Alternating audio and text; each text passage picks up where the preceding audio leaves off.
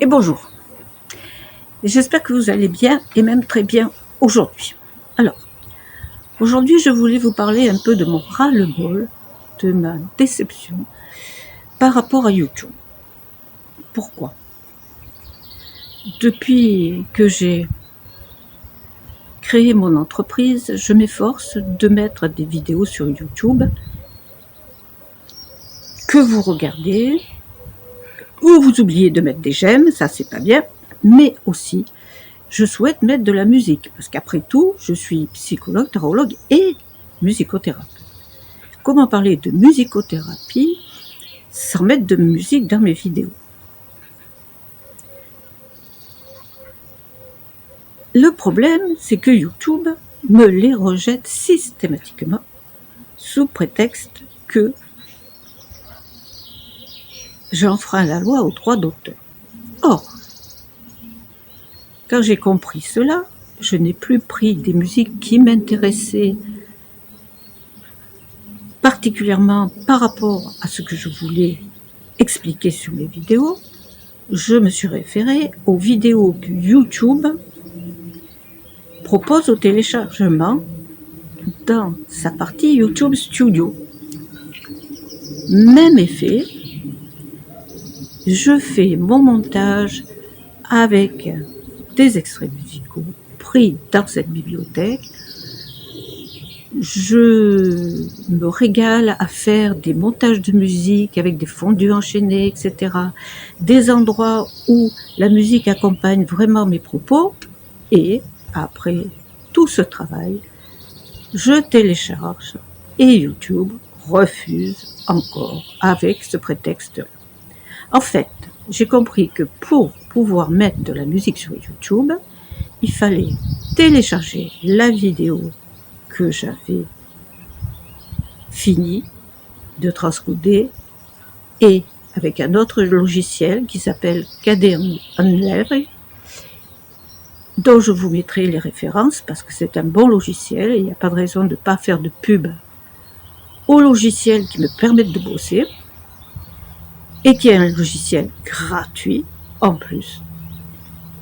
Et à partir de ce moment-là où j'ai téléchargé sur YouTube ma vidéo, il y a un système qui permet de agrémenter, voilà c'est le mot, d'agrémenter ou de donner un peu des indications grâce à des musiques.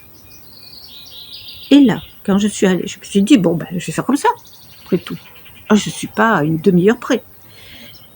Et quand j'ai fait ça, eh bien, je me rends compte que les musiques qui sont proposées ne m'intéressent pas du tout, ni par rapport à ma vision de la musique, ni par rapport à ce que je propose dans des séances de musicothérapie.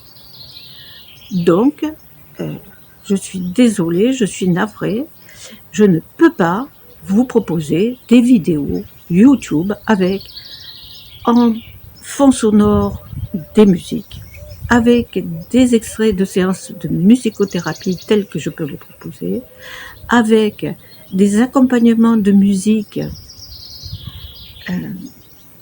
dans des moments que je juge importants de la vidéo. Je ne peux rien faire de tout ça.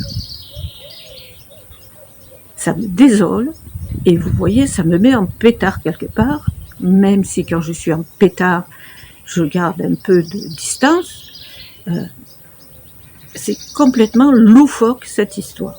Ce n'est pas parce que je vais mettre un impromptu de Schubert joué par Arthur Rubinstein que je vais nuire aux droits d'auteur. Schubert est mort il y a très longtemps et Arthur Rubinstein est décédé aussi il y a quelques années. J'ai eu la chance de le voir à plusieurs reprises en concert à Nice. Je ne vois pas en quoi, même de son vivant, le fait qu'une musicothérapeute illustre ses propos de ses interprétations d'un impromptu de Schubert, ça puisse nuire aux droits d'auteur. Bon. L'autre fois, j'ai mis, je crois que c'était un nocturne de Chopin, voilà, je suis sûre, c'est un nocturne de Chopin.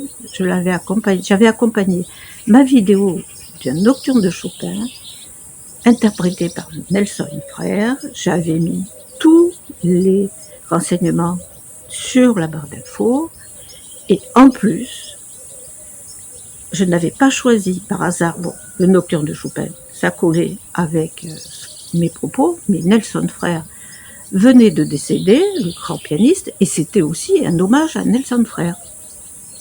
Et YouTube m'a refusé, coucou, mon mari passe, m'a refusé ma vidéo. Voilà, je voulais vous dire ça parce que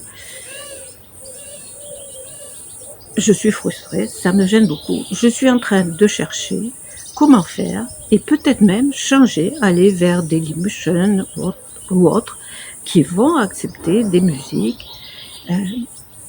Alors, ce qui est complètement fou, c'est que YouTube a un panel de musique que je pourrais utiliser tout à fait légalement pour YouTube, dans lequel je ne trouve rien de bon.